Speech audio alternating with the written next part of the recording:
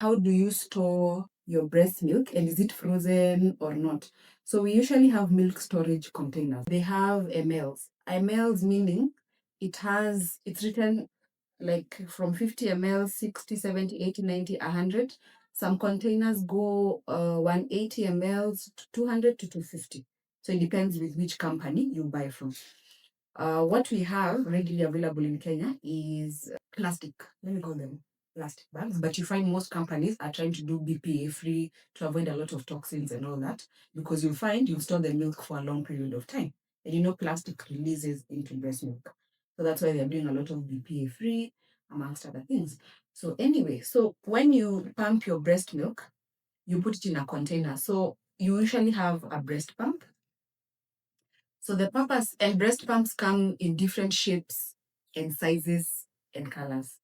Also, if you don't have a breast pump, you can actually just manually remove the breast milk. Manually removing the breast milk is just, you're taught how to do this by a lactation consultant.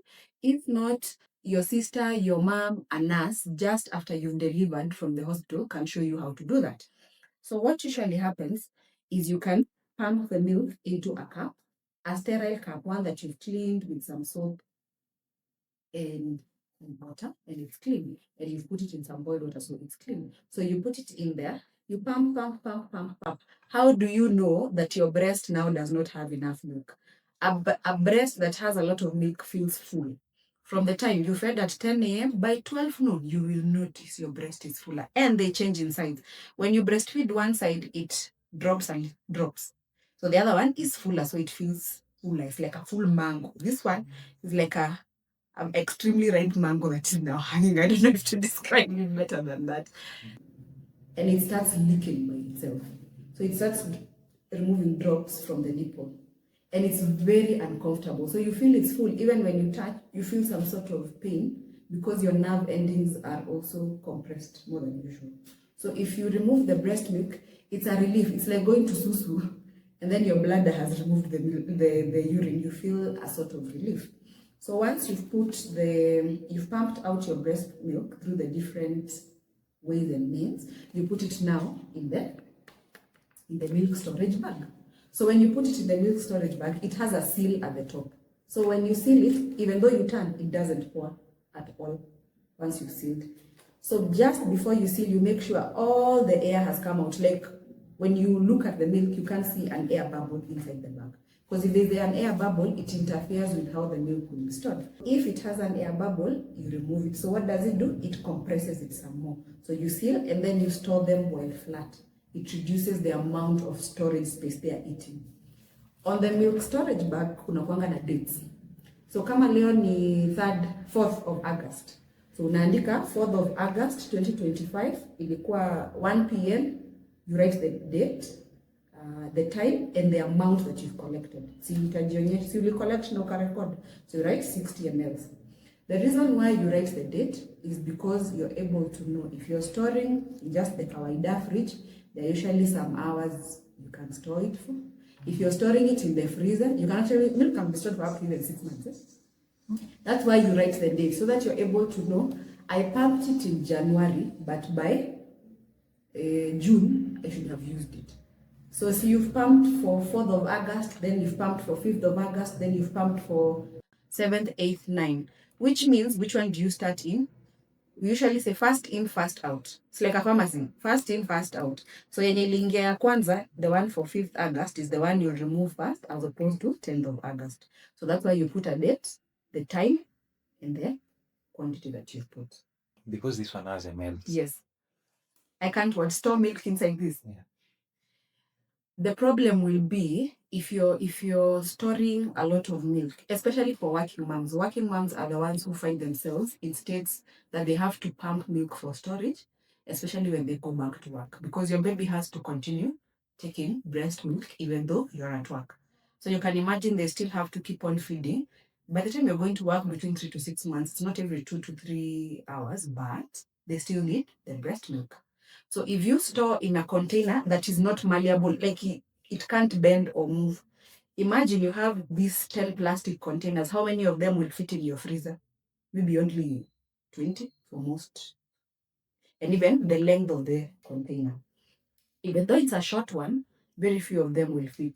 But if you have such a piece of milk storage bag and they're coming in layers, unajua umezistock kama layer, it's like ni kama you have these milk storage bags. So you're storing them one on top of each other, 2, 3, 4, like that, right? And then you can be able to put them like in a container. So you're saying this is container for January. You get? Or you can even use another plastic bag where you store all the ones for January, they are here. All the ones for February, for March. So you usually know we're utilizing January. So January comes forward. So anytime you're the one picking it or sending your spouse, your sister, your nanny, they already know tunatumia sasa ile ya January. It also provides a way of making things easier, more efficient for people. But in terms of storage, if you use continuously this one, space itaisha. So this will be very difficult to store like this. Yeah. Then from outside the fridge, the milk is boiled. So when you remove milk outside the fridge, it is recommended when you remove, so assume it's called thawing. So when the milk is in the freezer, so you put it in and then it kakua ngumu kama mawe. So when you remove it, we usually don't advocate you remove alafu weke kwa counter. Meaning kwa countertop, like kitchen countertop. Because the likelihood of introducing bacteria is very easy. But it's here. Breast milk is sterile because of the change in temperatures. That's the difference. It's the same thing that applies also to food. We don't like putting, like umepika chakula, umeboil, chakula iko kwa sufuria, umeiacha nje. Alafu nakumbuka, nilikuwa nafaa niweke chakula kwa fridge. By the time it was outside, because it was hot and then it cooled, the likelihood that it will attract some microbiome is very high. So by the time unaitoa hapo tena urudishe kwa fridge tena switch temperature. So that changing of temperature. So you've removed your milk from freezer, right? Ni ngumu kama mawe. So from the freezer, where do you put it? In the lower part of the fridge. In the lower part of the fridge, that part where things don't harden. So you put it here, you let it thaw when it is in there. So when you let it thaw when it's in there, so inatokana tu pole pole. Then you asked a good question. Do you boil breast milk? No, you don't boil breast milk. So when you remove it from the paper, you don't boil it. You just take it. You have some boiled water with you, already pre-boiled. So ni moto, maji moto. Ikuweka kwa sufuria, umeweka kwa kikombe, as long as the milk storage bag with milk can fit. So you put it inside. You just let it warm. Kana warm tu kenyewe. Ikisha warm, you remove. So we usually check. So ukishaeka hapo, inabidi uangalie kama maziwa ni moto. Juu unaweza choma mtoto mdomo. Transfer the milk into your baby's bottle. Because sasa si lazima you feed with a bottle. Because it's not directly from the breast, yes. So you put it in your bottle and then you let them feed.